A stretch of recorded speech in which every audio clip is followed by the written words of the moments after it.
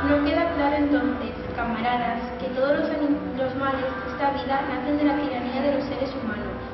Con solo deshacernos del hombre, el fruto de nuestro trabajo sería nuestro. Casi de la noche a la mañana podríamos ser ricos y libres. ¿Qué debemos hacer entonces? Trabajar día y noche, en cuerpo y alma, por el derrocamiento de la raza humana.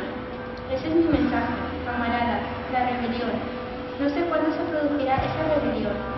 Si dentro de una semana o de 100 años, pero sé, con la misma certeza con que veo la paja que piso, que tarde o temprano llegará la justicia.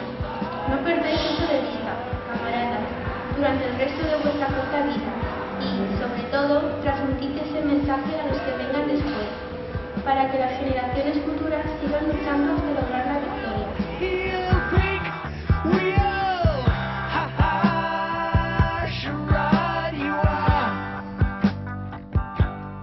Fue entonces cuando se despertó el señor Jones.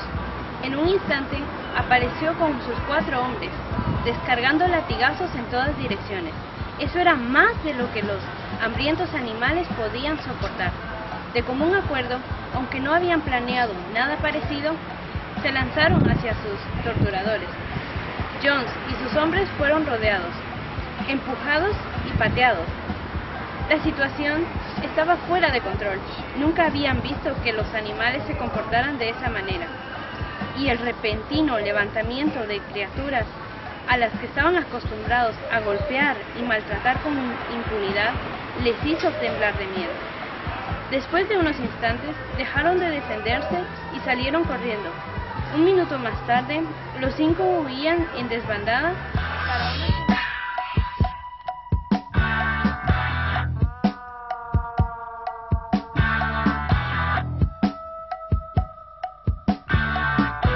Bola de Nieve, que era quien mejor escribía, apretó un pincel entre los 2 nudillos de la pata, tachó Granja Solariva en el barrote superior de la puerta y en su lugar pintó Granja Limón.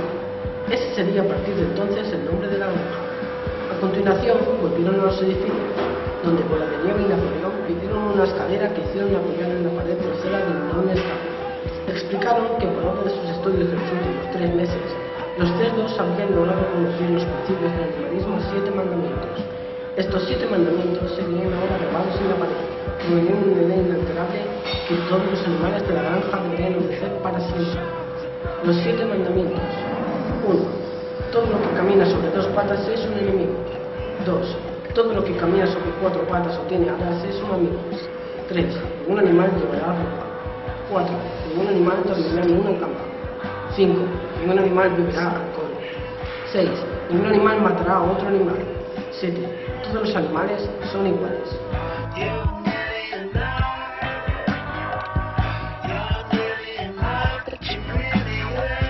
Durante todo aquel verano, el trabajo en la granja funcionó como un reloj.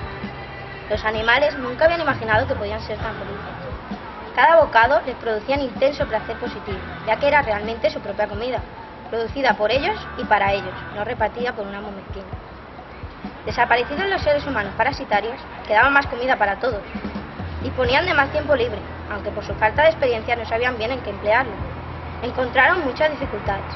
Por ejemplo, hacia finales de año, al cosechar el maíz, tuvieron que pisarla al estilo antiguo y aventar la paja con el aliento, ya que la finca no poseía trilladora. Pero los cerdos con su inteligencia y el boxeador con sus tremendos músculos siempre resolvían los problemas.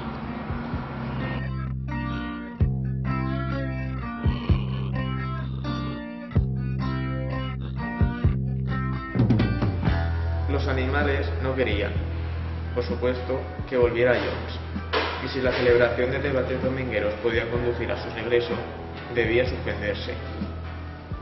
Boxeador, que había tenido tiempo para reflexionar, expresó el sentimiento general con estas palabras: si el camarada Napoleón lo dice, debe de ser cierto, y adoptó la máxima: Napoleón siempre tiene razón. que añadió a su lema personal: trabajaré más duro. A estas alturas el tiempo había cambiado y los trabajos de labranza habituales en la primavera estaban comenzando. El cobertizo donde Bola de Nieve había dibujado los planos del molino de viento estaba cerrado y se suponía que los planos habían sido borrados del suelo. Todos los domingos a las 10 de la mañana los animales se reunían en el establo principal para recibir las órdenes semanales.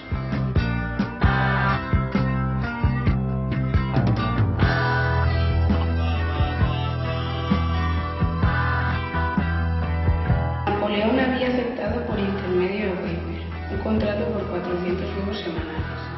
El precio fijado alcanzaría para comprar cereales y harinas suficientes para mantener la granja hasta que llegara el verano y mejoraran las condiciones. Cuando se enteraron, las gallinas manifestaron ruidosamente su indignación. Ya se les había advertido de que quizá tendrían que hacer ese sacrificio, pero no habían tomado la posibilidad muy en serio. Estaban preparándose para empollar la nidada de primavera y protestaron argumentando que quitarles los huevos en ese momento era un crimen. Por primera vez desde la expulsión de Jones se produjo algo parecido a una rebelión, lideradas por 3 jóvenes negros menorcas. Las gallinas pusieron todo su empeño en frustrar los deseos de Napoleón. Su método consistía en volar hasta las vigas y poner allí los huevos que se rompían al estrellarse contra el suelo. La respuesta de Napoleón fue rápida y despiadada. Ordenó que se dejara de alimentar a las gallinas.